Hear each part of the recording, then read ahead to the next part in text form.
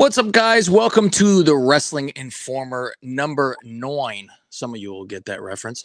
I'm Cav Manning. I'm from the Lingus Mafia podcast. I'm along with your Wrestling Informer. That is Mr. Billy Body.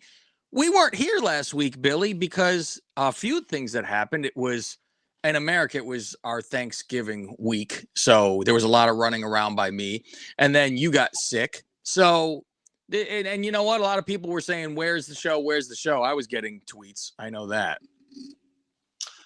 Well, that's the first day that we didn't do it, that we planned to do it, was because I was away in Manchester and I was at the Paris Saint-Germain hotel because my son wanted to meet Lionel Messi, the greatest player ever, which he did. And then something else happened where he didn't have something for Pochettino to get signed, who's the Paris manager, who's linked to be the Man United manager. So I said, just get your Man United shirt done. You're a kid. Like, he's not going to have it. If it's an adult that tried to pull that off, they would have it. But you didn't understand why it was a big deal. But I'm explaining it to people again because you didn't understand initially. If an adult tried to pull that, he'd just be like, no, and obviously maybe even say something because it's obvious what you're trying to do. But a kid tried to do it. And then even then there was a representative from PSG who was telling the manager, don't sign the shirt. Don't sign that shirt. It's a Manchester shirt. And he was like, it's fine. It's fine. So someone comes up to us at breakfast and says to us, did you just get him to sign a Manchester United shirt? And we went, yeah. He goes, oh, can I take a picture of that for my WhatsApp group? So he takes a picture of it for his WhatsApp group. This guy is a massive journalist from Sky Sports. And he goes outside, sets up his camera with his camera crew, and does a piece outside about the shirt, but Pochettino signing the shirt. It's all over the news. Like, you have like your ESPN news channel. We have Sky Sports news channel. Just plays the same stuff on loop the whole day. And this story was on loop all day, like Pochettino signed his shirt. And it was in all these newspapers, magazines, etc. So I contact my agent who gets me on the radio the next day. He goes, oh, I get you 10 minutes on TalkSport if you want. So I was like, yeah, okay. So I explained the real side of the story. From that, a newspaper contacts me and says to me, don't leave Manchester. Can you hang out till 2, 3 o'clock in the afternoon? We want to have a word with your son. And you talk about what really happened. We'll get you paid for it. This keeps getting pushed back. It's 3 o'clock, 4 o'clock, 5 o'clock. So I leave Manchester at 5. It's like a 5-hour drive to come back, especially with my son who likes to take a stop for he gets car sick every hour. So by the time I get back here, you're gone Thanksgiving because you've already waited. We already had a set time, so you're gone. We can't get it together for the weekend. And I also missed the Keep It 100 show as well. And then by Friday, I was sick anyway. So, but I think irrelevant to that, I don't think we would have got it together.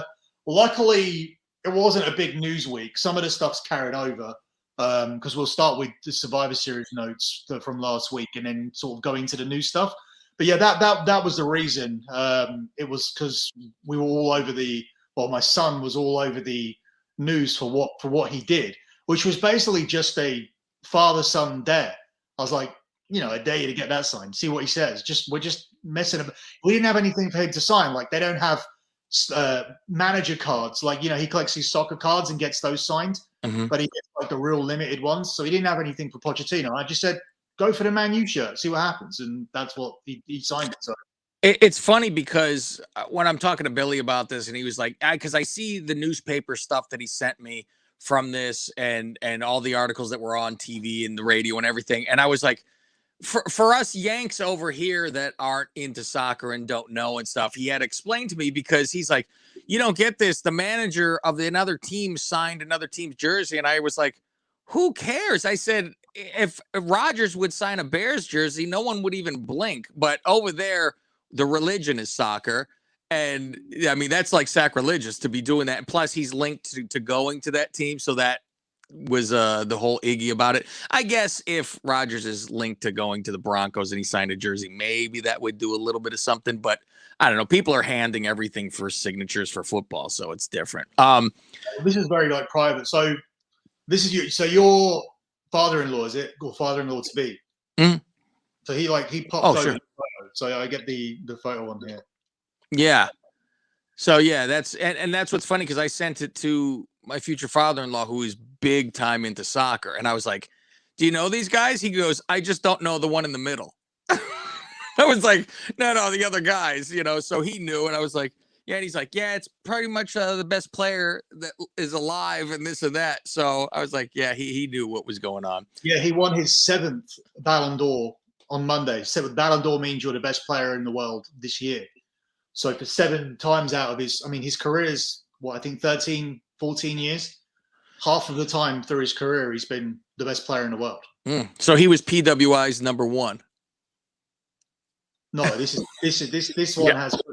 one has credibility. It's not just who kisses their rear the best.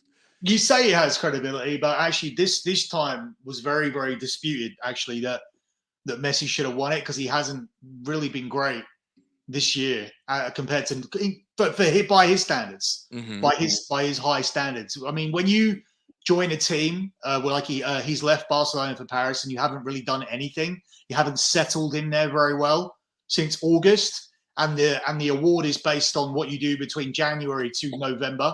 Yeah, and for 1 month you didn't play after you won the Copa America, and the first 3 months of this season you've not been great. So it's based on the first. He had 7 months where he was decent. There's a player called Robert Lewandowski who plays in the German league. He's Polish. He's been a lot more consistent, and a lot more people thought he should have won that. But yeah, it's been controversial. You don't usually get many arguments over Messi winning the Ballon d'Or, but you do this year. But at the same time, look at the year. You get arguments with everything. Like you got, just every AEW, WWE, everybody argues about everything.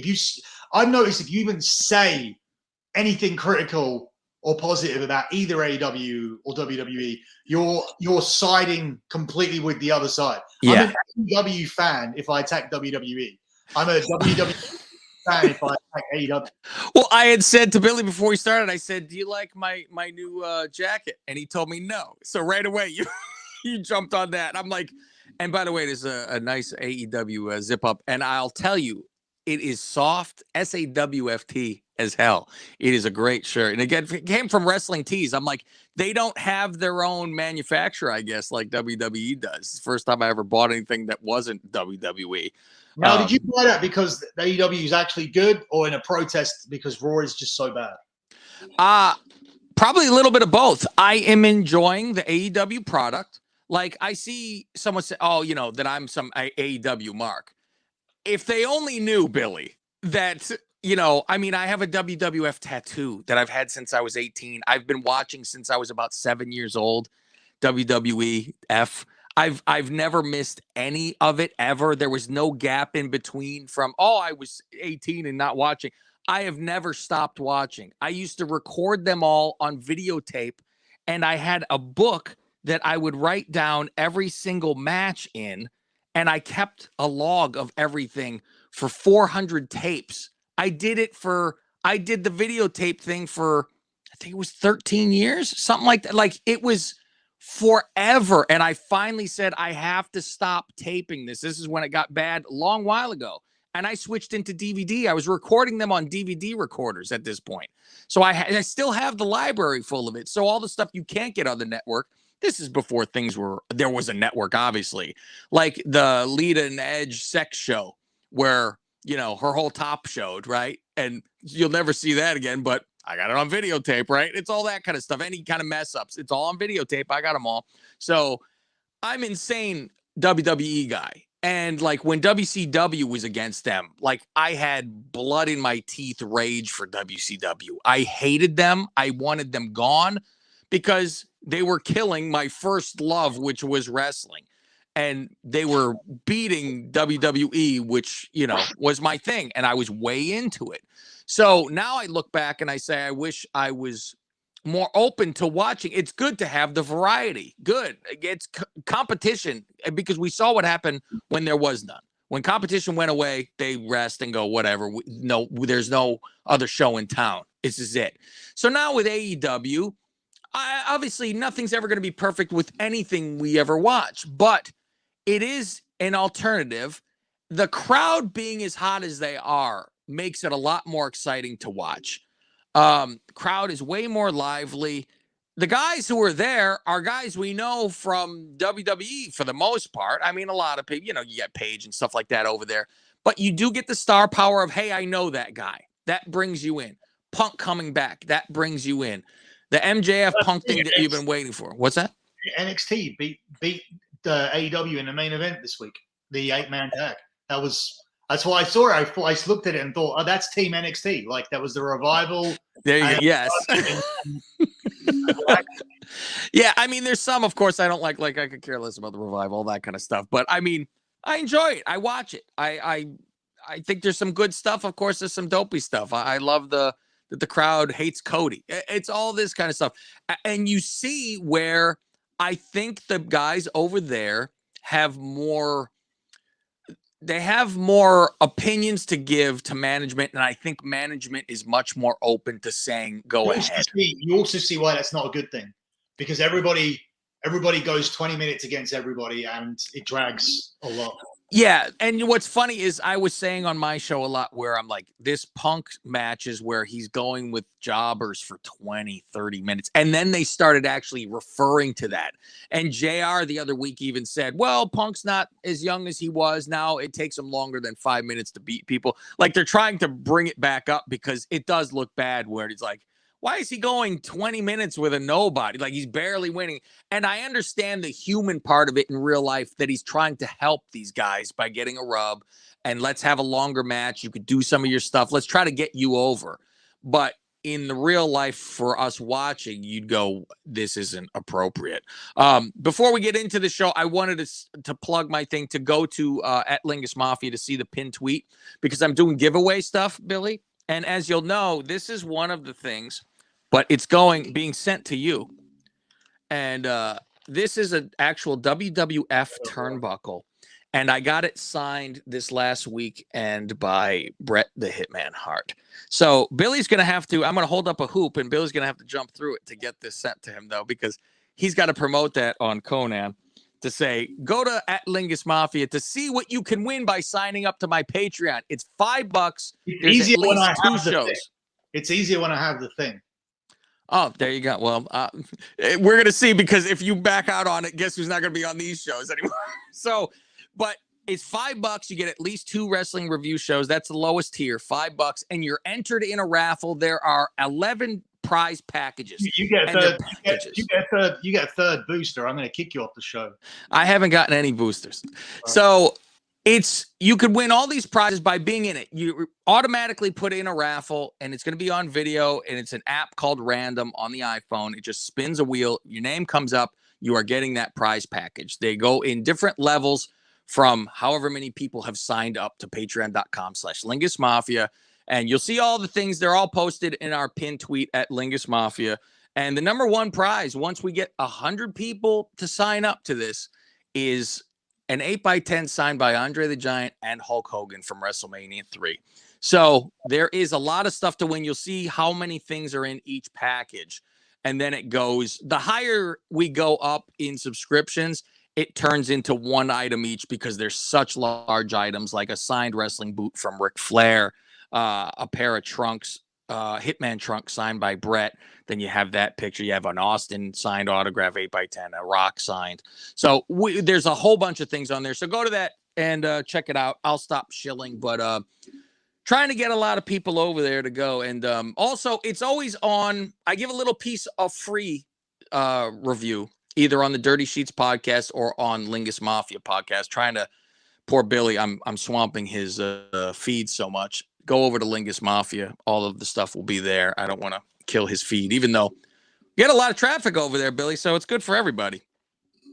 Yeah, some idiot's going to put show starts at whatever. We're doing soccer first. We're doing this. So, okay.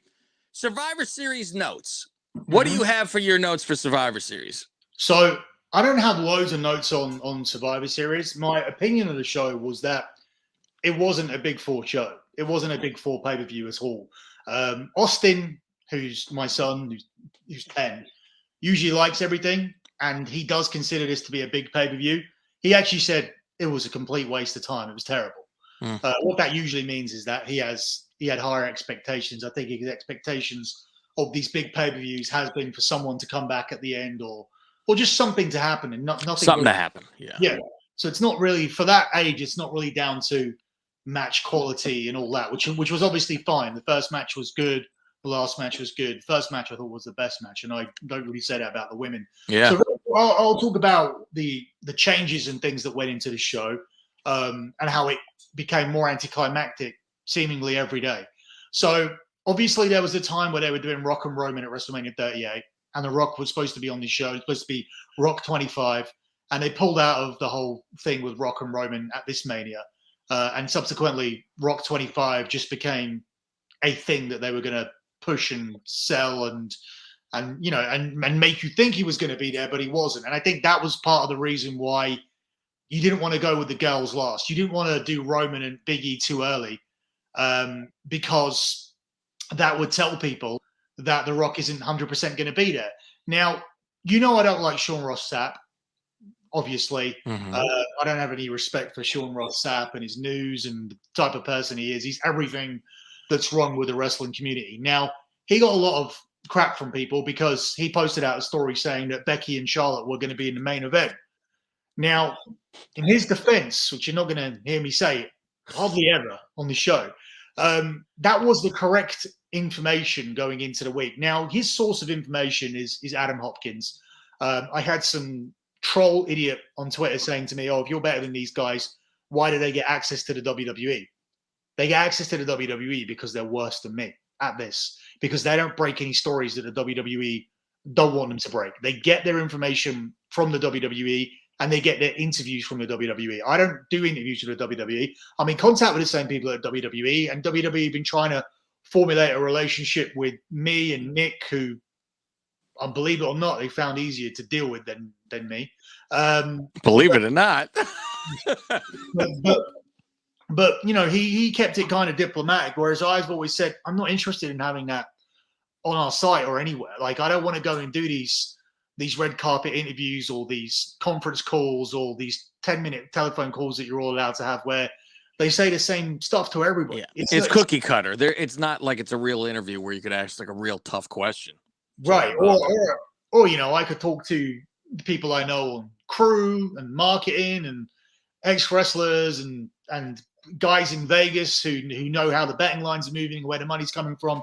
And I can use everything that I do to get information to put out real information and really get under the skin of all of these other guys, including these marks who don't want information coming from me.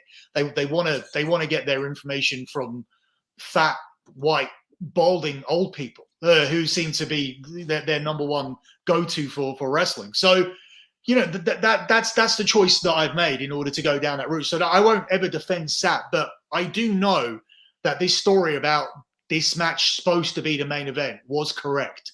And he never got the correction, which I did. Now, investigating further into why there was this correction, first of all, there's this issue. Unbelievably, he's a wrestling promoter, but Vince McMahon doesn't like the match decider.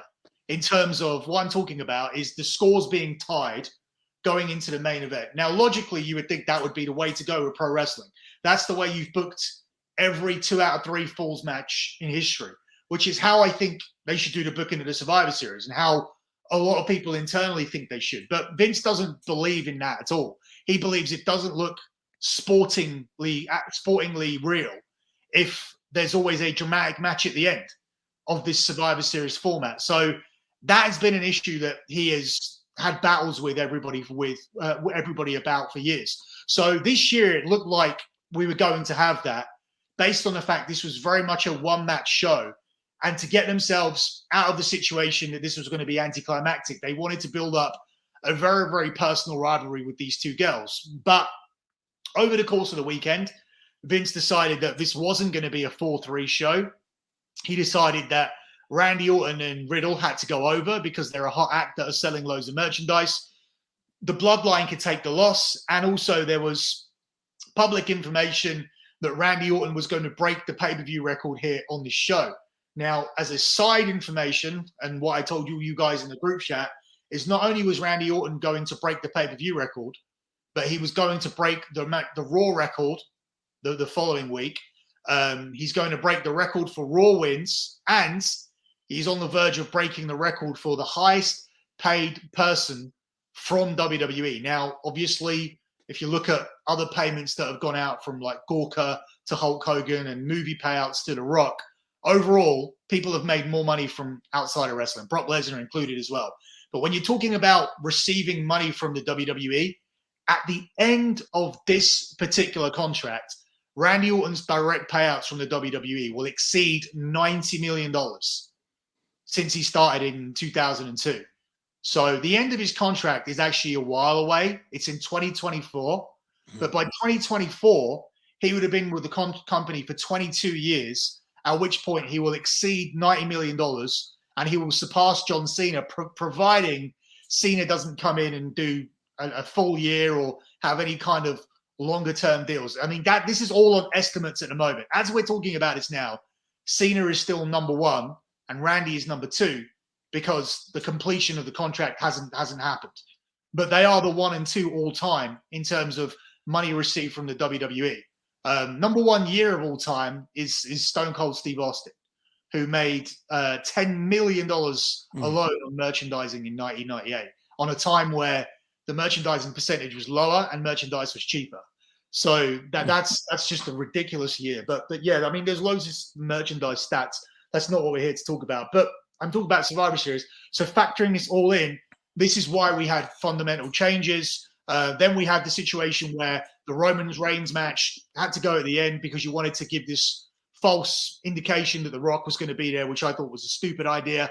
And also, there was this belief and this concern that they've had people walking out of house shows which women have main evented. You've had Sasha and Charlotte and Becky and Bianca main eventing house shows across the world, which have seen people leave the shows, around about 25% of your audience. They didn't want that at Brooklyn. And they know Brooklyn is a horrible place to get out of. And I've been there, trust me. So factoring all of this in and these reasons, this match didn't end up being the main event. As far as this show being watered down more and more, once you lost The Rock and you knew you weren't going to WrestleMania 38 and you knew you weren't doing Rock 25, you also lost Edge, because at one point you had this overriding storyline that there was going to be dissension on Raw and Edge was going to join the team at a late stage and rally the troops and lead Raw to a resounding victory on the night.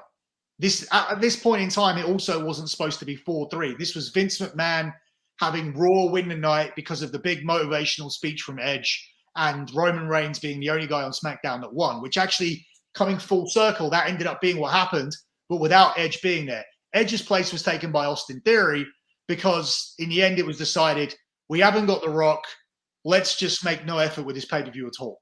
So well, you had this was the weird thing too, like you were saying, they were going to at least say, well, Roman's the only one, so he could use that the next SmackDown and be like, I'm the only one who won from this group. You guys are horrible. If it wasn't for me, we get swept, but I'm, the best. But they screwed that up, I think, even, which I'd be fine with that because I get that they would make. I know what you're about to say, so let me just say this as well. There was a cancelled segment. So SmackDown was supposed to open with him having everybody around the ring and browbeating everyone for losing. And they took that out because they decided that they didn't want to acknowledge that they lost. So there was that badly. So there was no point. But that was the opening for SmackDown. But they decided that no one cares by now. It was 5 days ago, and it will make everybody look weak. And we're not going to do this. And we're not going to do the story anymore. So even on the pre-show, though, SmackDown won that one, which was like so. It wasn't even a Raw had everything but that, because they won the first match of the night if you count pre-show. So I'm like, okay, well, they with Damian Priest turning into Bruce Banner and the Hulk and everything like that and getting disqualified. So yeah, and but at least they should have done that with and when I look at it, you're seeing Raw always win Survivor Series, right? It's always them. And you know why they're doing that, because they are the terrible show between them and SmackDown. So they want to go, no, look, they're better than SmackDown. We come watch because nobody's watching Raw, nobody cares. So they're like, oh, they need it more. They need the rub more, like they won something. As meanwhile, it's pro wrestling and told to win. So I'm like, yeah, well, your storylines are worse. So who cares? Right. So yeah, that's mainly the Survivor Series stuff. It seemed to be a show that got worse and worse, and obviously you had that situation with the women swapping from the main event to the opener, and that's some of the background behind it and why this ended up happening. What'd you think of Becky's outfit? I don't know how she was even able to wrestle in it. And they had a good match as well. Yeah, I was just thinking she was going to have a malfunction, though, for sure. Because I was like, woof. I mean, it was G-string the whole entire time. I'm like, can't be that comfortable to wrestle in. But what do you think of Liv acknowledging the contract that I spoke about here on the show? Like, these idiots that come on this feed and put these stupid comments, like, they must see stuff on TV and where you hear stuff like that and go, oh, well, that I hate him, but he's right. I hate him, but he's always right. Because you see it and you know that's my story. Yeah, I think they do that kind of thing and they tell you, or they give you credit in reluctantly, they give you credit and say, I've heard this somewhere else before. But yeah, I mean, I almost think that like Raw has been trying to be a little more edgy by mentioning things because that they never did before. Like they mentioned Miz was mentioned on AEW. Like they made reference to it. Liv saying, because of your greedy contract, my friends are gone, which like we just said was your story, Yeah, but did you see people? So this is where. So as I was saying on my previous story, how Sean Ross Sapp got something right. Then he comes in this week and makes something up completely. He was saying how he spoke to producers and writers who thought that it was in bad taste. He didn't speak to no writers or producers or wrestlers or anybody. He thought it was in bad taste. What was in bad taste? That they used those lines about the really. Yeah, that was a story. This is the kind of crap that the dirt sheets are picking up on. Where his story was, it says what Cowley said, and they write it like this. They go how WWE staff felt about mention of ex wrestlers, and it says WWE as a fact. WWE writers, producers, and ex wrestlers thought it was in bad taste that WWE used the lines, and they gave example. This story, and then it says this is according to Sean Ross Sapp, like it's actually a thing. But he doesn't speak to these people. That's not his level at all. That these kind of people are not talking to Sean Ross Sapp, and they're not appalled by edgy television. They understand that if you don't do anything, you're going to continue to have nothing on your TV or of substance that anybody wants to watch. That is understood. The locker room understand their product is bad and they need to do like new things. They need to make the show better. So nobody from the producers to the writers to the wrestlers that I speak to are going to be saying that to him. That's not consistent with any conversation I have. That's him being a snowflake little puss, right? A social justice warrior who is trying to be offended by everything. Yeah. It's him and Saturn living in a tree, KISS, and that's what they're all about. And that's why I don't know why everyone has to be offended by it. It's like he has to be. This is in bad taste. I mean, just the language in bad taste is annoying to hear. Like it should be edgy. This is wrestling. It's you would think. If he watched the Attitude Era nowadays and half the people that watch wrestling, they'd be clutching their pearls. Oh, my God, I can't believe. And they'd want Austin to be canceled. They'd be like, oh, this is sacrilegious, Austin 316. They'd be having, clutching pearls about these things. I lose my mind from it, to tell you the truth. Wrestling is bad taste. Like, it's supposed to be when it was at its best. It's like bad taste, like, yes. Bad TV. Like, that's what everything was at the time. Like, Jerry Springer. Jerry Springer was in bad taste. Hip hop was in bad taste. Howard Stern was in bad taste. Like, and that's what's successful. Yeah, everything peaked in bad taste. This wasn't like your wholesome. All right, so you had the Hogan era where everything, the whole rock and wrestling thing came about. But that was, you needed to evolve from that because that got was played out. Right. So move on. what's the story you have about there's all these cons in wrestling apparently. This about Nick Khan. So this is a big story. I want to talk more about it on Keep It 100 because I think it'll be more interesting to Conan and Disco and those guys to dissect this because they're always interested in Nick Khan. All right, we won't talk about it. You just give me the story and we won't go into it. No, you guys can talk about that. You could talk about it, and then I'll give a little bit and then I'll break it down with them because obviously they're ex wrestlers and sure. So it'll be interesting. But an insider has told me this week that Nick Khan is a clueless PRIK. I wonder if you spell it, does it get bleeped? I'm trying to cut the bleeps down. So I know you haven't swore yet. So go ahead. Yeah. The exact quote I've got here, or I've paraphrased, is he only understands how to manipulate the bottom line, which in turn appeases Vince, but week by week, he is destroying the infrastructure and all of the business relationships we have built. So when he talks about the bottom line, he's talking about the share price, obviously, and the profit and loss. Khan may have tied up a few $1 billion deals, but in the long term, this strategy is going to fail unless they are selling the company next year. So it goes on. We are grossly short-staffed and overworked, given that we have to change. There we go. There's the swearing. All the time. We can spend 48 hours working on something, and then suddenly it's off the table and we need to work overtime with no extra money to rectify it because we are on a salary. Wow. Most importantly, what is he saying? Most importantly, we have many $10 to $20 million deals that are falling to pieces, and these people aren't going to work with us again or pay us anything near what we get now.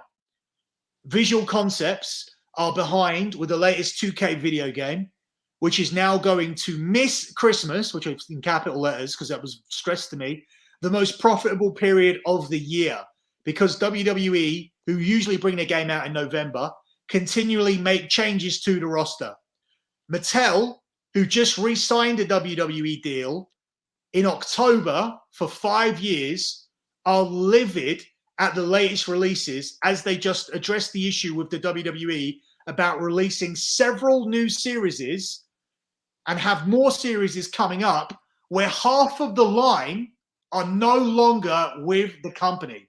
And this deal is already a deal that has been renewed for less money than the deal before.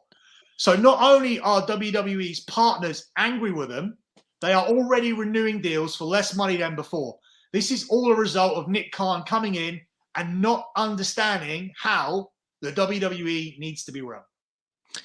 You know, you brought up to me, this was a while ago. At the least, it was 2 years ago. And I think that's undercutting, where you said, I bet you they are going to sell this company. And I said, you are out of your mind. This is a family-run company. I can't imagine Vince doesn't pass it down to Stephanie, all this stuff. I am fully in the camp that they are going to sell this company now. I have completely flipped by all of the let go and the firings or whatever you want to call it with everybody. All the time it seems to be like, and it's budget cuts. As we know, they make how much a year they pull down. Right. And it's like put this golden egg on your TV and turn it into a storyline. Oh, and to hear, I was listening to a podcast today. Freddie Prinze Jr. has a podcast, and he was talking about his time in WWE and telling the stories of how things were written. And like Michael Hayes telling him flat out, don't give your good stuff first, second, or third. Put it about fifth, because they're going to reject the first couple. They're going to then take the third. They're going to tear it up. They're going to rewrite it to 4. So then give them the fifth, and that's what'll make the air. So when you look at things now and you see what makes the air with the golden, egg and all this kind of stuff, you got to think, What are they turning down that Vince actually thinks this is good? Well, the golden egg had to be on because they accepted the $1 million for the sponsorship deal. So I mean, that was. But is there a different way to do it? Does it have to be a stolen egg? Is that, I mean, and then saying it's worth $100 million that you're just leaving on the table? And I mean, there's tons of stuff. I mean, we can't even go into how stupid all of it is.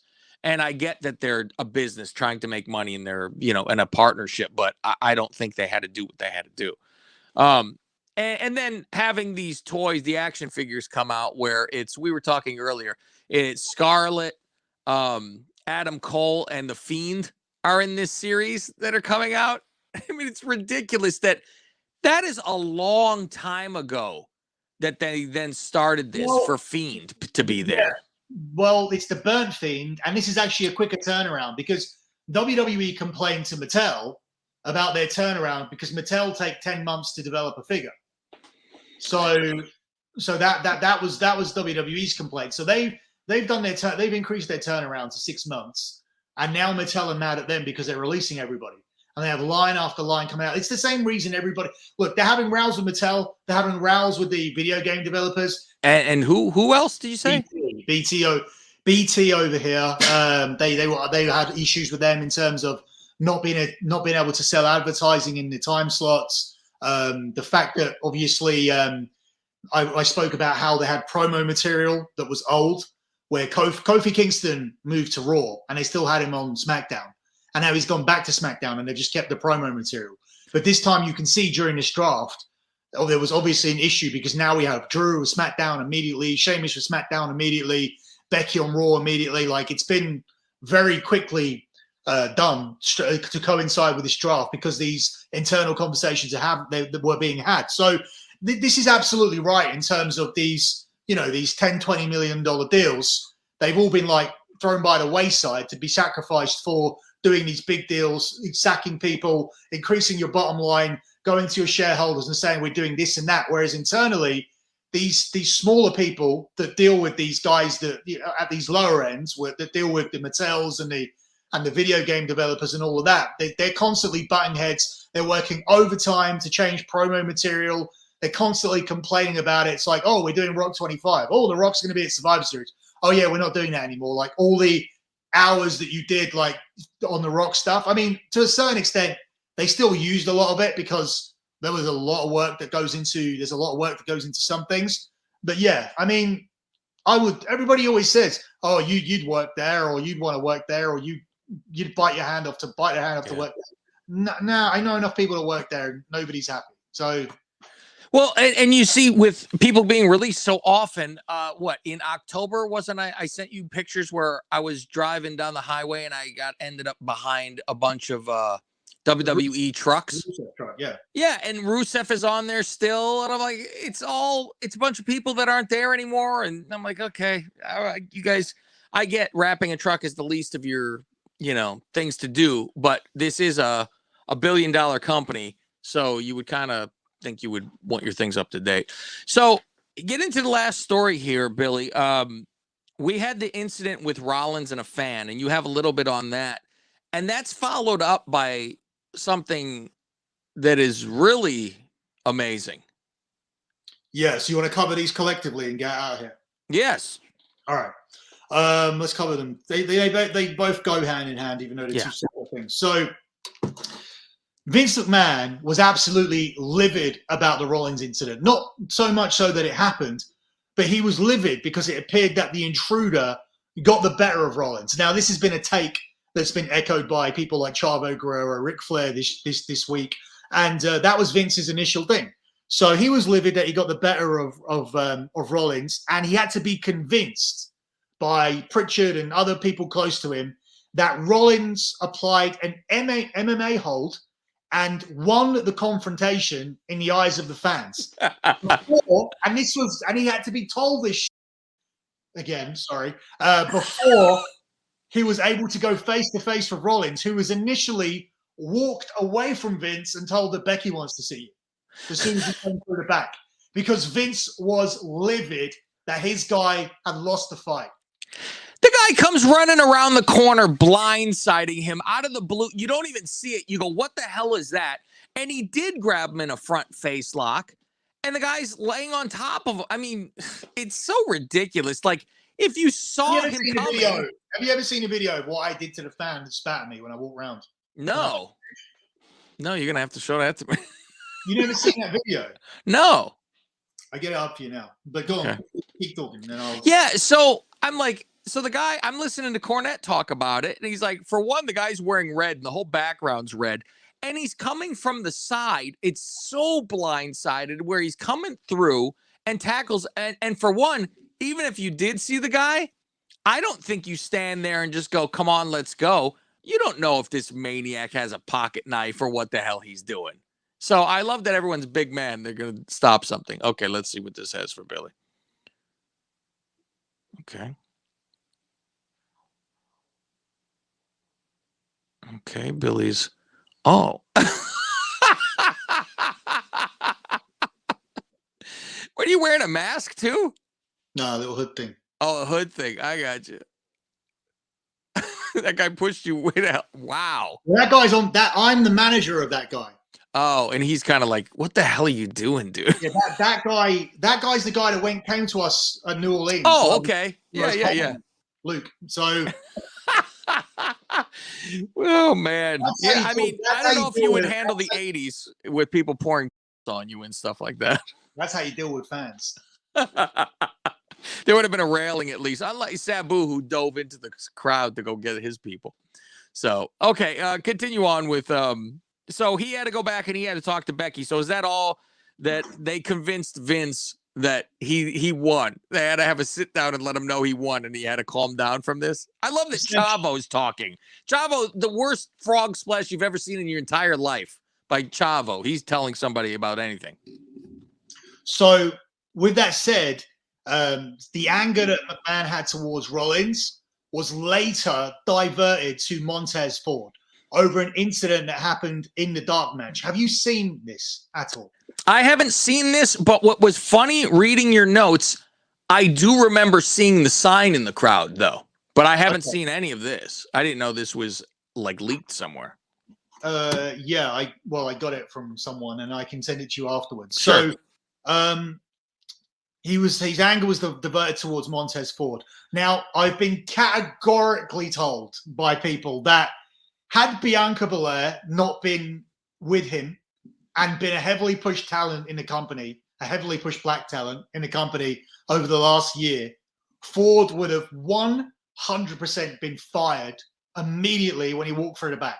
That's how pissed McMahon was. And the incident is this. There was a fan in the crowd who was holding a sign saying, Montez is doo-doo.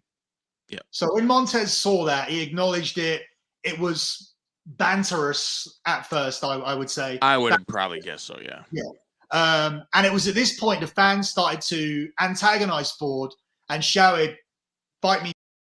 Now that's insane, though. I mean, he's shouting it over and over again. I'm just gonna. How is he able to be in the crowd and not have the crowd beat the out of him? Are you standing? I mean, you tell me there's no black guys in the audience around him that would just straight clock him? Well, it doesn't look like any around. So that's insane. So here you can get to that bit pretty early on in this video, which I dropped to you now. Okay. So it actually links to the guy. I think that links to the guy who actually caused it all. I think really, he's the one posting this. Okay, I got it. You can get to that part early on. I'll keep quiet. Yeah, I'm watching. Okay, yeah, they're all pointing, and Big E's with him. They're all pointing at the guy. See, it's funny because try and listen specifically for that. Oh yeah, we're gonna hear it. Okay.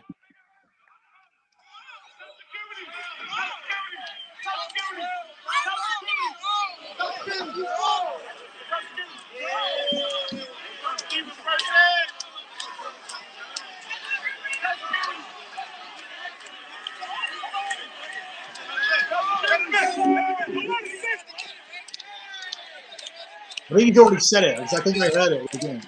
In the beginning, I gotta go back to the beginning of it. Okay, listen.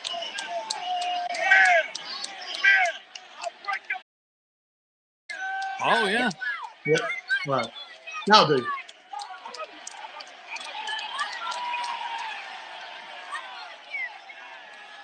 All right, so we start talking about it. All right. Yeah, and now here's an interesting thing, because when you said he was blasting the big N word right out here, now he doesn't sound like he's a white guy with the hard R at the end. He sounds like he's very street saying it, like they would back and forth. So I'm like, first of all, I'm wondering what the guy is. He is a white guy. See, you can't. You're not allowed. I'm sorry. Okay, so that develops further, which you'll see. I'll explain what happens further. Sure. So this is happening during a 7 versus 7 heel versus faces dark match where everybody's out there. Ford gets rattled by the comments and he's pacing around the ring and he's telling all the baby faces on his side what's happened, right? Yeah. This is where Vince obviously gets annoyed by everything that happens. He's pacing around telling the faces what happened. He then begins to tell the guy, come and jump the rail. Mm-hmm. He starts telling the guy to come and jump the rail. He then begins to break character, and because people are constantly asking what he's doing. So he breaks character and he tells the heels are now with Montez Ford, and he's explaining to Sami Zayn and these guys what's going on. And they're all pointing. Now Montez and all the heels have all broken character, and they're telling the guy and they're telling security to let the guy come and jump over with the intention, obviously, to pound him out. So this is what would have pissed Vince off on any given night. Someone would have got done for this. But you're coming off the Rollins incident where he's already boiling and he's ready to fire Montez Ford. So again, for the second time in this night, the guy came back and was walked to his wife and taken away from Vince. And this time there was no talk where they actually spoke like between Rollins and Vince. Here it was a case of go to your wife and get the hell out of here. Vince pissed. Everybody's being taken to their wives in the back. The bigger star. Yeah, but yeah, this is what it was, and this is actually what he did. So you'll see that now. If you watch the rest of it, you'll see complete. He's talking to the heels. He's tapping everybody. Everybody's going, "What's up? What's up?" Oh, and then the heels are like, sorry, he's going to the baby faces. I think I might have said heels. He's going to the baby faces. Then the heels are like wondering what's going on. Is there an issue? And he goes over to them, and then they're all like now saying, "Come over, come over." No one's concentrating on the match at all. See, now I would get where Montez would have, the advantage to say, this white guy is just screaming the N-word at me in the crowd. You don't expect me to have a reaction. And Vince should kind of go, yeah. But the way it sounded was almost more of a heckle and it wasn't the racist end being blasted. It was the more, because you see the stupid moron kids, what up, with their buddies, and they're all white. You go, what the hell? Oh, we just killed the bleep count on this. I'll tell him all the bleeps are at the. Yeah, well, we're reporting a story. It's not like we're yelling the N-word here. So, but that's the way it's coming up where, like I told you, I couldn't tell he was a white guy. I'm like, maybe he's a Spanish guy. I don't know what he is, and then, because okay, well, Puerto Rican, you'll get a pass to be able to say that. Like they allow this. And so there's all the rules, but white guy, you're not allowed to say it. And hey, whatever. You're not allowed to say it. That's the rules of the world. So for him to be yelling it though, there's the different levels. Oh, wait, I get it. He's a mixed race guy. Oh, okay. All right. So great. He's mixed race. So he's a mixed race guy from Brooklyn. Then it's a guy who, because when you're saying Brooklyn, I'm thinking Puerto Rican right off the bat anyway, though. And don't tell me anything about Brooklyn. I was born in New York, okay? All my family's Brooklyn. You're a retired wrestler who's a music producer. Okay, so it was more of a guy in the crowd heckling him. The N-word being used, I don't even think is really a part of the story as much. Well, not if the other guy's off. No, because then it's two guys yelling at each other. So you're like, whatever. It's, because he was like, I'll break you off, this and that. So it's like, okay, all right. He's heckling him. And Montez is crumbling from a fan heckling him overall. So it's not the good old boys with the beards sitting in the front row. Hey, boy, none of this is going on where I'd understand. Let's all go kill these guys in the crowd. But it's a guy with a sign, and he got to him. He got to him so much that he disturbed the entire match. And the guy wasn't front row where you're going to hear him 2 feet from you. He's in the crowd with a sign that says you're doo-doo. And that rattled them that bad where they went back and forth and Montez could not control himself and had to continue on and disrupt everything. Break character. And that is bizarre where you'd just be like, why would you even look twice at the guy? Very, very lucky to not lose his job. Like that, from my understanding is he was taken away from Vince completely. And that was the reason why he kept his job. Because had he crossed paths with him at that point, like he would have been done. Because then if he does go he attacks a fan, lawsuits are insane at this point. And it's like, he went out of his way to get the guy. It turns into the Detroit Pistons running into the crowd if he starts doing this. So I get where Vince is coming from. And you're glad. You would think Montez wouldn't have done this if it was not a dark match, though. I think he would have controlled himself because he was out there on Raw and the sign was there during Raw while it was on TV because that's when I saw it. So he controlled himself then. So when it was time for dark match, he figures we're off the air. I could do whatever I want. Well, I guess you can't. It's not your company. Not in 2021, you can't. Not with the social media and everything else. No, if this is the 80s, he would have jumped in the crowd and just beat the out of the guy. So that's all we got for you, right, Billy? This is all we have? Yeah. Okay. Billy is all his Twitter stuff. You want to go to Billy K100. That's BILLI K100 for all his betting packages where you can actually bet on wrestling too and win money because it's predetermined, Billy. We can find out the winners and we can get paid for it. That's at lockbetting.com. You want to go see all of my nonsense like I was plugging earlier at Lingus Mafia. Check the pinned tweet. $5 gets you in and you could be winning all kinds of merchandise. Go check the pinned tweet. It's there. Patreon.com/Lingus Mafia. That's it, Billy. For Mr. Billy Body. Whoa. Let me just say one last thing. My Patreon here, lockbetting.com. 103 months in a row of profit. I haven't had a single losing month in sports gambling for over 8 years. Me and Cav in the NFL this year, 10 winning weeks out of 12, and 9 of those weeks have been massive. So if you want to sign up now. December is when you get billed. You get billed on December the 1st. We're doing this on December the 1st. So what I'm saying is when you sign up for Patreon, you get billed immediately for the month, and then you get billed again the next month. So you get billed on the 1st of every month. So if you're thinking about signing up for my service and you're going to sign up on the 15th or the 20th of December, you've lost 20 days of content because they're going to get billed again on the 1st anyway. So you're not going to get from the 10th of December to the 10th of January. You're going to get from the 10th of December to the 1st of January.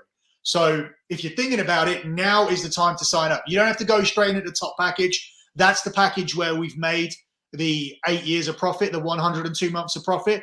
But there's plays there. You can have just the soccer package.